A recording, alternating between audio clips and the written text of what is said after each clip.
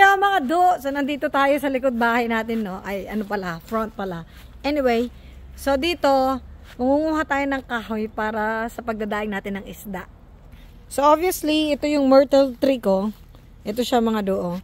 Maganda tong tree na to, maganda ang bulaklak na to. Since na luma na siya, na siya, namulaklak na siya. Itong puno na to, minsan, I don't know, ito yatang, ano niya, bulaklak niya, yung seeds nito, tumutubo. Pero, like I said, di mo kailangang paabutin sa seeds yan bago tumubo. Kasi, ikat mo lang yan ng ganyan, ayan, nakat mo na siya. Pakabilis nitong tumubo. Para tong kahoy na damo, alam mo yung puno na damo, tusok mo lang yan sa lupa. Umuulan palagi dito, diligan mo, tutubo to. Ito yung puno na halaman na hindi kailangang mag-hysterical or whatsoever, napakabilis tumubo. Papakita ko sa inyo yung iba kong puno dito na kakatanim ko lang. Ayan siya, oh. Ito na siya. Oh, tingnan nyo. Tinusok ko lang yan dyan. Ito, namulaklak na rin siya. Pero hindi ko pa napakita kung anong itsura ng bulaklak nito kasi tapos na ang season dahil namumulaklak to around June. Ito yung isa nating puno dito, pinapalaki natin, no? Ayan siya. So ito, natabas ko na. Ba't tinatabas? Kasi para tumubo ulit yung bago niyang sanga. So yung sanga niya, ang laki talaga ng tulong sa akin. Kasi unang-una may pusa ako. Panlaro to ng pusa. Paano? Yung stick niya, no? Putulin mo, wasiwas mo sa pusa, panlaro siya ng pusa. So ito, puputol tayo ng stick pero hindi para sa pusa. Para sa pagkain natin. So ito, kung wala kang kawayan dito sa lugar ko, ito ang ginagawa kong kawayan. Kasi ang mahal ng kawayan dito sa lugar namin. Sa Pilipinas, maraming kawayan doon. Pero dito, konti ang kawayan dito. So, ito yung ginagawa kong kawayan, mga do. So, ayan siya, no. Pumutol tayo ng ganyan. Ito yung gagawin nating kawayan sa ating mga pagkain. So, ito na siya, mga do, oh. So, ito na siya. Pasok tayo sa loob. So, anong gagawin natin dito? Tatanggalin natin yung dahon niya. Ito yung mga dahon na pinagtanggalan. Pero hindi makita kasi nasa ibabaw siya ng mga damo. Ito tayo guys, no. So paano yan? Tanggalin nyo ng dahon niya ganito, oh. So ang ginagawa ko, pati yung unang layer ng balat niya, tinatanggal ko na rin. Yan, oh. Magiging puti siya. Yan na siya ang itsura niya. Para, kasi syempre yung unang layer ng balat nito, medyo yung syempre parang luma sa tignan, no. Para maganda lang. Or misa kasi baka iniisip ko merong mga lupa-lupa or something. Kaya ang ginagawa ko, yung unang layer ng balat niya, tinatanggal ko na lang. Para sure ball. So ito, hindi ko na sinasagad hanggang dito. Ito lang yung pinaka ginagawa natin, oh. Medyo malabo, Nandali lang. Oh, yan. Yung kamay mo, maharang na naman. Ito na siya guys. So pag nalinis mo na, no, sabi ko nga sa inyo, tinanggal ko yung unang layer ng balat. Minsan pag hinugasan mo to dahil bagong ulan, yan, natatanggal din yung balat niya. Pag basta, para mo lang siyang binalatan, ito yung nagsisilbing kawayan sa akin dito. Ngayon, nandito tayo sa lababo natin, no. Hugasan lang natin to. May nahugasan na ako. Pero, kung papakita ko pa sa inyo, no, punga naman tayong tanga. Sinasabunan ko rin yan, guys.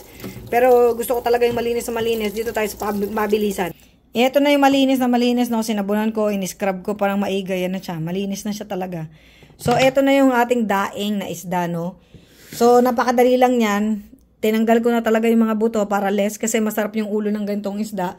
Dahil pag pinrito mo siya ng malutong, lalo't ganito, ang endo, pati yung ulo makakain mo talaga. Collagen din yun sa balat, no?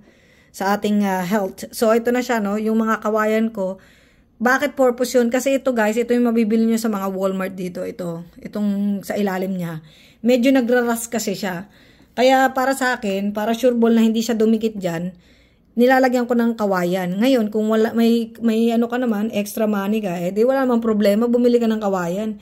Pero ang katwiran ko kasi, ba't ako bibili kung meron naman sa garden ko na pwede nating magamit at gawa natin ng paraan para yan, magkaroon ng mas magandang effect dun sa ating pagkain, no? Kung pwede namang gawa ng paraan, di gawa na lang natin ng paraan. Sa akin lang yon. Kung trip mo, may pambili ka naman, walang problema. Sa akin, ba't ako bibili kung meron naman dyan sa, sa taniman ko, no? Kaya nga ako nagtatanim kasi para hindi na ako bibili. Kasi dito, yung Walmart, apakalaki ng grocery dito. Abutin ka ng 10 years bago ka makabalik ng bahay mo. So, nasayang yung oras mo, imbis nakapagtanim ka pa ng halaman, no, nakapangisda pa ako, dahil tuwan-tuwa nga ako mangisda, ang endo, nauubos yung oras mo. Kaya ang ginagawa ko, guys, tinatanim ko yung pagkain ko sa likod bahay ko, kaya sa bahay. Ito na siya, yung daing natin.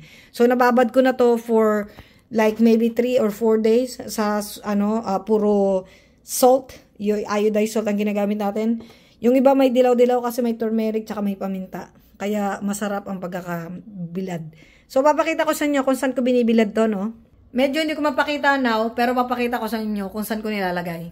Welcome guys, dito sa likod bahay ko, no? Andito yung ating isda. Ayun siya. Nakabilad sa loob ng rep para sure ball. So, dito natin ilalagay yung ibang isda. Ayun na siya guys, oh.